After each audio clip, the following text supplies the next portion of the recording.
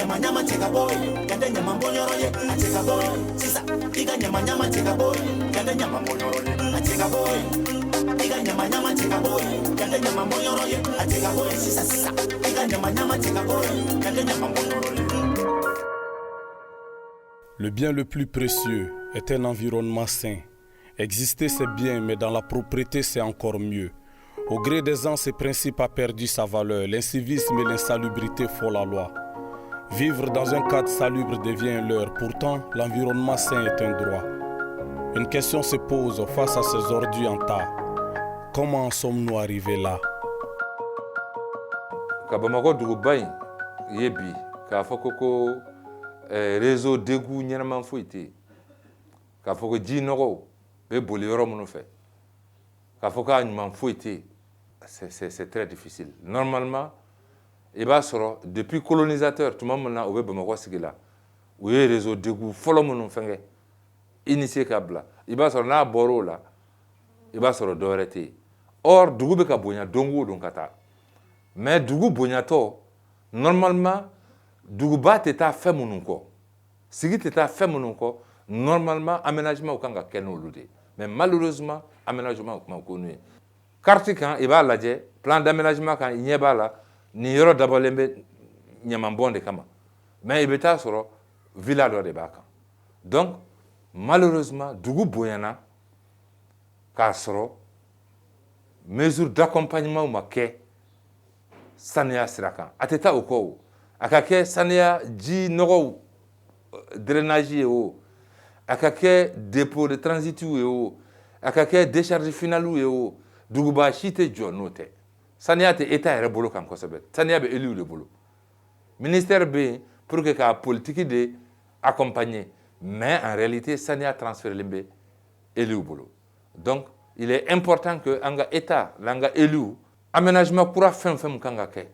Quartier pourra faire kanga créer. Il faut que, au plan d'assainissement, nous, qu'à respecter convenablement. C'est vraiment dur. Les sachets constituent pour la nature une des plus décevantes ratures. Une chose est sûre, nos comportements ne sont pas de bon augure. Ils nous jettent en pâture dans la gueule des montagnes d'ordures. Le constat est amèrement alarmant. Les ordures ont pris trop de place aux grandes dames de notre environnement. Et il y a en cela la présence de graves menaces. Depuis bien non, je ne me rappelle pas exactement à la Watimuna, mais à la Korbalendo. Parce que moi j'avais plus de 20 ans à la Watimuna. Mais je m'en déroulé à Souma. Et puis même l'emplacement, même il y a un emplacement, tu sais que c'est entre deux écoles. L'école fondamentale de Médine et le CFP, Centre de formation professionnelle, et le stade Omnisport. C'est un dépôt qu'ils ont placé, je dirais même, ça, j'aime pas froid aux yeux de dire ça. C'est avec la complicité du chef de quartier. Le chef de quartier lui dit que ce n'est pas sa faute. Le maire aussi dit que ce n'est pas sa faute, mais c'est la faute à qui? Ce n'est pas la population. Nous les jeunes de Médine, c'est pas, comment dire, nous on ne va pas dire de venir faire le dépôt chez nous. Aucun intérêt. Au contraire, on a des problèmes de santé. Même si vous partez dans nos centres de santé communautaire là, il n'y a que des malades seulement. C'est pas lui avec des problèmes respiratoires. Nous sommes peinés ici. Hein. Si on peut avoir une solution pour changer le dépôt, amener ça hors de la ville, c'est mieux. La journée même, ça va un peu. On est dans la choufle là. Souvent, vous voyez, tous les quartiers, ils se respirer. Il y a des gens ça sent. Ah mais nous on fait ça non. Nous on veut que nous on non. En torole nga deme o torole no. Afin que pour na pour am se la fia. Ko la ko lu fa flo be no ko fe quartier jawbe no mo te rom nuna. Ko ta bo mo ska bo fe la centrine. La santé est le résultat d'un environnement sain. Mais nos ordures de chaque matin rendent les dépotoirs de plus en plus sereins. Parce qu'ils savent qu'ils ne craignent rien. Ils continueront de nous menacer. Car on cherche qui, pour, quand et comment les ramasser. Donc, on a une pénible. On a une décharge là. On a une décharge de finalité. Déjà, il faut qu'on ait un problème. Depuis le mois de février 2020, le problème posé de nous. Donc, en tout cas, on a un temps de on est obligé de faire un peu de temps. On en tant que carrière corolla c'est pas la bonne solution mais c'est vrai temps. Nyamanche mairie de Tungangake et quoi ba kalama chogumna mairie ka ressources no ye aga na fulma fe o kadoko donc barem ko ka green chogomina état dun ye adi collectivité mo no mairie mais état ma musaka duba ka fo ay barem kenne donc au delà état est solution min préconisée en tant fama fofu que mais tiena tokaje sinon to chamamba de baje amogo de labi. Un problème, on ne le déplace pas, on le solutionne une bonne fois pour toutes. Le déplacement ne produit aucun résultat et tout le monde sait ce que cela coûte. Les moyens sont limités, pourtant la production des ordures est illimitée. Pourquoi les entasser? Est-ce parce que nous peinons à les recycler? Comment les recycler sans savoir de quoi elles sont composées? Nyamangola toro chama msega mogo sora la ami client la kunafoni aula. En même temps ba ira client na nyaman fleni absega baelema absega ge fen chamanye. Donc sanuwa be barage olu fene la quoi. Ma client mu mambulu agachani client keme flani biduru ye quoi. Oye bamago kono ye quoi. Donc au client on a entreprise ou ba la donc famille do fene ba la quoi.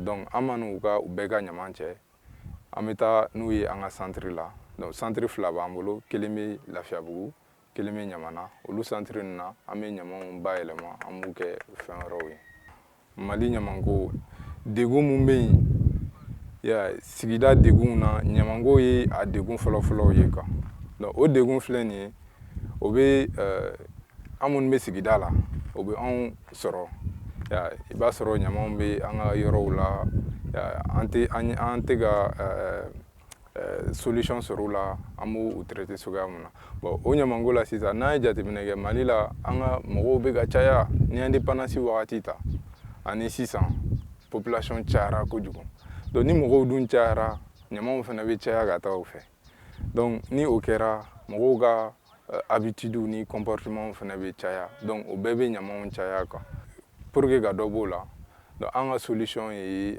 na yi nyama che mogo fe ameta amu baelema nu baelema na o bato nyama mege fenre ko yani agafli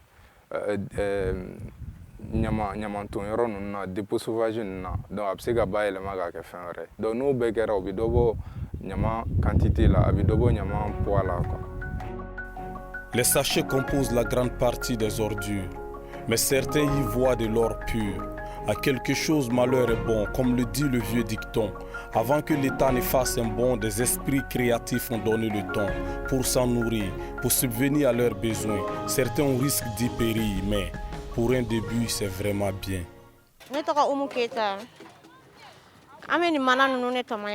Ani bidon ani boîte ani bouteille ne ba barala nyina santani ne bara indam ne koramso de fe ne la koramso de kumba barala ne mena fere de kaya ne me bulati de bo kana fere yanno ne toro de la fokan de gala kabri ne bara indam ne alhamdulillah bi koni be barga dalai parce que abise ka an deme anga dem sonu nga musakaula abise ka an demo ga kalangola bara imba an deme ko chamana yanno ne pe wari min soro yanno kle kon konna ni koni e barake koni ibse ka tani keme saba e dondo ibse ka tani keme nani e dondo ne furuke ba kala ma gome ka baranke parce que ayra bina mblia so ma chama ne bise ka foni baranye de gun chama ta ka boneka parce que ni be so kono na ite fena ibina to ka fo karsani dianno karsani kenyi boni nana yanno otala foni yere kera fugari nte ni maga fugari koni ibi gardiga sore vitano eso na r de bana mogo be minu mina 3h mogo be no minu mina 0h bo ni nana ni yere ya do ki gardiga soro ibo fere vitaso nene bora depola nene na soro ngadeni nene na soro ma minke misika sojoshi mbioro fran be mina ko mejita nan klalo la yere dondo wula nena na jona wula da fa ame manguru kari amba do karbinna na mona so ko mamba fere ka soro ka tanya mana ni nga sotiki te barala parce que ale ka bara e fendo e chauffeur de do dondo lo ni na so ba ko ba di ni na so ta ko na be mbulu ba to amma kele a barala parce que ale kun ti ap me demandare la a taali min kɛra k'anw to ne yɛrɛ nana ka n'a lajɛ ni ye n sigi n ka denmisɛnninw bɛ kɛ cogo di ne ka cɛnin banna a kalo 3 de filɛ ne tun b'o sara k'an to dépôt in de la n bɛ taa ɲaman tɔmɔ n b'a sara kalo kalo 1000 a ka ekɔli wari ni ye n sigi jɔn bɛna di yan ne bɛ taa ɲaman tɔmɔ o de kun kama kabiri o taara courage ba de tɛ n na ka baara kɛ tuguni parce que ale de tun bɛ courage di yan ni ye miiri ale ka ekɔli wari sara la dɔrɔn n bɛ courage ta ka baara kɛ baara in ye fɛn dɔ de ye ɲɛdɔnbaliya de ka gɛlɛn sani i k'a ɲɛdɔn i fari bɛɛ bɛ jogun i bɛ tigɛ buteli la sogokala bɛ gei la an bɛ se ka cɛw ka kɛrɛpu ninnu tɔmɔ ɲaman na ye an b'u don an sen na ka continuer k'an ka baara kɛ n'an tilala an b'a kongo k'a bila an ka bɔrɔ kɔnɔ o dugusɛjɛ tugun an bɛ baara kɛ n'o tiɲɛna an b'o fili ka dɔ wɛrɛ ɲini tuguni mɔgɔ caman bɛ yen nɔ muso caman bɛ yen nɔ sisan nɔ cogoya moyen foyi t'u cɛ ye u bɛ soli ka na nin baara in kɛ ka n'a san ka malo san ka taa tobili kɛ u denw bɛ cɛlasigiyɔrɔw la ni min bolila ka na ni fɛn min b'i bolo i bɛ se k'o sutura n'o ye. Ne bɛ baara in na a bɛ san 10 ani dɔɔnin bɔ bi ne bɛ fɛn min tɔmɔ ne bɛ mana tɔmɔ n bɛ mana san n bɛ fɛn caman bidon bɛ tɔmɔ n bɛ tasalew bɛ tɔmɔ n bɛ se ka 300 sɔrɔ mana na tile kɔnɔ mana kolon ninnu olu kɔni n b'u feere semaine kɔnɔ de n'i y'a daminɛ lundi samedi n bɛ taa feere a feerelen bɛ bɛn 1500 1600 n bɛ bɔ n ka so 9h n bɛ taa 18h so ne donna baara in na gɛlɛya ne tun bɛ taa feere kɛ sugu la ni n ye feere fɛn ta n kan ka fɛn min feere ni a tɔnɔ bɛ bɛn 200 ma 200 kun ka dɔgɔ n ka dépense la o de la n fana y'a bila ka don yan nɔ mɔgɔ ma na ni n ye dɛ n yaalatɔ kɔnɔgan de n se a don dɔ la n nana n ɲɛ bɛ mɔgɔw la n fana gɛrɛla ka don a la gɛlɛyaba de bɛ ɲaman baara la parce que population yɛrɛ t'an fɛ an ye ɲugutɔ fɛn de ye fɔlɔ denbaya filɛ nin ye ni ala y'i garijɛgɛ kɛ baara min ye i b'o de kɛ n'i b'i dahirimɛ kɛ n'a ma kɛ suɲɛni ye n tɛ ɲaman baara a ma nɔgɔ i b'i sɔgɔ ni fɛn dɔw ye i t'a fɛn siya dɔn an bɛ sira fɛn bɛɛ de bɛ yan fɛn bɛɛ de bɛ yan nɔ bana bɛ yen bɛɛ bɛ yan mɛ an b'an ɲɛ tugu o bana de kan yanni yan kun datugulen wagati dɔ la an kun bɛ mɔbili ta ka taa fo ba kɔ avion bɛ jigin yɔrɔ min na an kun bɛ taa fɔ yen mɛ an nana ye an bɛ feere min kɛ o bɛ bɛn paase ma o wagati an y'a kɛ an bɛ yaala dugu kɔnɔ k'a tɔmɔ denmisɛnninw bɛ n dɛmɛ sisan olu sera fɛn dɔ ye n ka den dɔ yɛrɛ ka ekɔli tiɲɛna sarabaliya de fɛ kelen de b'a la n bɛ kɔni timinandiya n'o de ye fɔlɔ ne cɛ a kɔni a ko n k'a bila n ma se k'a bila de sɔrɔ t'ale la n'i y'a min i b'a fɔ k'a bila sɔrɔ t'ale la a fana tɛ se k'a kɛ fanga ye kumakan laban min bɛ n bolo n b'a fɔ faamaw ye u ka ɲɛ an ma u ka hinɛ an na an bɛ dahirimɛ ɲini de la u ka hinɛ an na yɛrɛ yɛrɛ de mɔgɔ caman bɛ yan a kan tɛ se k'a fɔ bɛɛ ta tɛ se k'a fɔ n tɛ tɔɔrɔ bɛ caman kan yan diyaɲɛma don yan dɛ diyaɲɛma don yan tɔɔrɔ bɛ mɔgɔ caman kan o bɛ kuru kɔnɔ yan. Cette économie de recyclage avec les petits résultats fera grande œuvre si elle est soutenue par l'État. Les montagnes d'ordures peuvent perdre de leur taille que si seulement si il y a un adversaire de taille. Et qui d'autre pourra avoir des moyens si colossaux pour qu'il n'y ait plus de décharges ou des ordures dans nos caniveaux. Charia dɔ de tara an b'a fɔ ma ko loi jamana ye o ta k'a fɔ dorénavant min ye saniya ko ye min ye nɔgɔ ko ye an b'a kalifa kominiw ma donc o de hukumu kɔnɔna na i ye ɲamanko min fɔ sisan an bɛ se k'a fɔ o ye saniya baara bolofara dɔ de ye o tɛ a bɛɛ ye nka an ka saniya baara kɔnɔna na ɲamanko in jɔyɔrɔ ka bon a la kosɛbɛ parce que don o don ɲama a y'an ja a man ja ɲama bɛ bɔ an ka du kɔnɔ gɛlɛya caman b'a kɔnɔ gɛlɛya bɛ GIE kan n y'a fɔ sanfɛ gɛlɛya bɛ mairie kan fɔlɔ parce que mairie min tun kan ka kɛ ni baarakɛminɛn t'ale bolo wajibi don a k'a di GIE ma GIE fana bi bi in na gɛlɛya fanba min bɛ olu kan baarakɛminɛn ko b'a la dɛ bibi na gɛlɛya fanba olu kan o ye ɲama ni y'a ta du kɔnɔ bɛ taa bon yɔrɔ min na n'an b'a fɔ o ma ko dépôt de transit donc o de ye gɛlɛyaw la belebeleba ye bi gɛlɛya dɔ fana ye min ye population ka incivisme mɛ insiste o kan kosɛbɛ hali ni bɛ taa ɲama ta du kɔnɔ walima dudaw la i bɛ taa sɔrɔ gɛlɛya fanba dɔ ye mɔgɔw bɛ olu k'u ka poubelle ɲini walima ka poubelle san ɲama ka lasago o kɔnɔ ka ɲɛ a caman na son kɔrɔ walima mana a dɔw yɛrɛ b'a kɛ bɔrɔ kɔnɔ k'a bila donc o de la anw kɔni kabini san 20 an bɛ nin baara in na a n'a gɛlɛyaw bɛ yen nɔ mais an bɛ se k'a fɔ an ye nɔ bɔ caman na o de la plateforme min n'o ye projet wɛrɛ an y'a créé population bɛɛ sen bɛ yan na mairie sen b'a la service technique sen b'a la donc o de y'an ka solution ye. Les mesures sont édictées, prises, mais incomprises ou du moins non respectées. On ne doit attendre personne pour sa salubrité, pour sa propreté, pour sa santé. Et certains l'ont déjà compris. Et cela se remarque dans leur vie.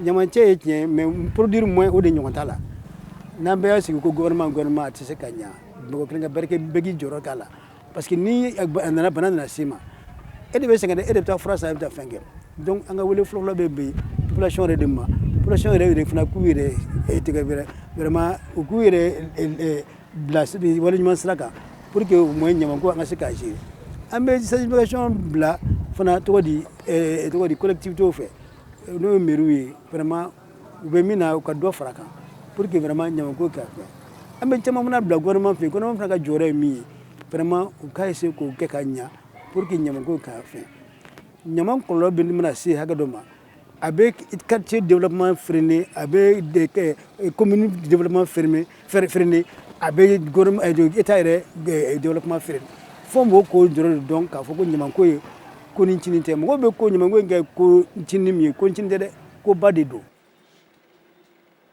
Ni partenaires y'an dɛmɛ ni état ye mairie dɛmɛ ni état ye mairie dɛmɛ a bɛ s'anw ma mais an bɛ partenaires de ɲini bi bi na pour que sensibilisation ka se ka a kɛ population ka se ka dɔn an bɛ min na bi bi na il faut que l'état s'assume sensibilisation ninnu filɛ wagati de b'a la an ye jamana tɔw la cogo min na à un moment donné il faut commencer vraiment à réprimer les gens ka mɔgɔw ka amende ka u jagoya n'i ye mɔgɔ kelen mɔgɔ fila mɔgɔ saba u ka amende o bɛ monsieur le maire ale yɛrɛ ka baara nɔgɔya o b'a to population min bɛ quartier kɔnɔna na ale yɛrɛ ka sigida ka jɛya. En termes de solution bɛɛ de ka jɔ i jɔyɔrɔ la sensibilisation ɲuman kunnafoni ɲuman ka kɛ ka di population ma u k'a dɔn d'abord sigida lakana a b'olu de kan fɔlɔ deuxièmement wotoro minnu bɛ yen ani caman mun bɛ yen c'est-à-dire minnu bɛ intermédiaire la ni ɲamancɛ ye duw kɔnɔ il faut k'o secteur in ka organiser ka ɲɛ k'anw to yen an y'a essayer ka tracteurs an y'a essayer ka u organiser en coopérative pour que se ka tracteurs d'u ma an tun y'o bɛnkanw yɛrɛ sɔrɔ malheureusement à la dernière minute a financement nana kɛ problème ye le troisième niveau état ka jɔ a jɔyɔrɔ la dépôt de transit kow la état ka jɔ a jɔyɔrɔ la décharge finale ko la je pense que a ka ca ala fɛ ni nin chaîne in dafara a ka ca ala fɛ i b'a sɔrɔ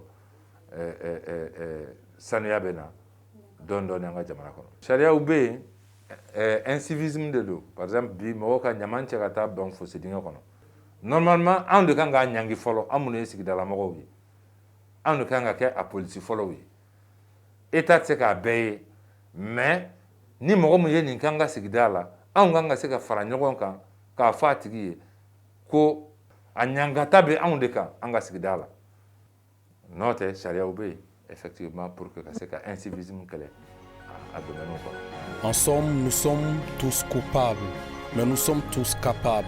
L'environnement est notre seul héritage. Nous l'avons reçu de nos ancêtres. Nous ferons nos âges et nos enfants seront les maîtres. Qu'allons-nous leur laisser? De l'argent de l'or pur ou des maisons qui rivalisent avec des ordures? Une chose est sûre et certaine, nous allons leur laisser notre reflet. Alors, il faut qu'ils soient sages, propres et dignes de respect, et non un environnement crasseux de souillure humaine.